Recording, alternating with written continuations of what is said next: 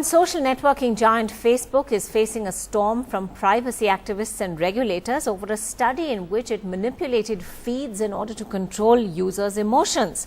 In an exclusive interview to NDTV's Shwetaraj Palkoli, Facebook COO Sheryl Sandberg, who's currently in India, admits Facebook communicated very badly on its emotion study and the research was done in a privacy-protected way. She says Facebook cannot and will not control emotions and wants to assure users it takes privacy very seriously.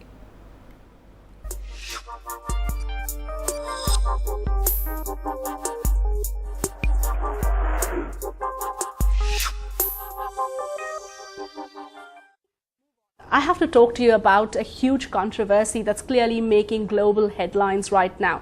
The experiment that Facebook conducted, which many are even terming as a Facebook fiasco in many ways. The fact that Facebook manipulated users' feeds to actually generate emotions. 700,000 users and their feeds were manipulated. In fact, the United Kingdom says that they will probe, and their data protection laws are looking into this.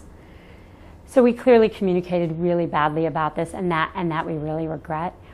We do research in an ongoing way, in a very privacy protective way, to improve our service, and this was done with that goal. I think we are in communication with regulators all over the world, and this will be okay, and we will continue to make sure users understand that we care about their privacy, we care about their experience, and we want to do everything we can to give them the best experience they can. At the same time, manipulating users' emotions is something that's obviously got privacy activists up in arms. And as a user, you worry the privacy concerns that you're talking about. When you go on Facebook, you don't necessarily want to know that perhaps your emotions are being manipulated by the company. So we take privacy really seriously. We want to give people knowledge, be very direct about what we're doing.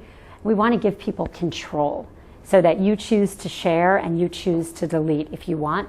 And we want to be transparent, so people know what we're doing, and we're going to continue to focus on those things globally. But would Facebook look at probably apologizing to users for the fact that they went ahead with an experiment without informing them? The fact that this is something which has hurt all those millions of users around the globe. So Facebook has apologized, and certainly never wants to do anything that upsets users, and particularly for communicating really badly in this case. So was this experiment in many ways a mistake? This was 1 week, and it was a small experiment. It has been communicated as an experiment to shift emotions.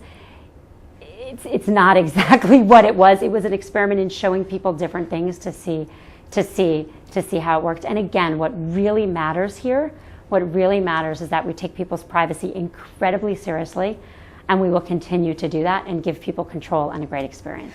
But the larger worries then is that if Facebook can actually control people's emotions, can Facebook swing elections? Will Mark Zuckerberg decide the future of a country? Can you swing elections? I want to be clear. Facebook can't control emotions and cannot and will not try to control emotions. Facebook tries to give people the best possible experience.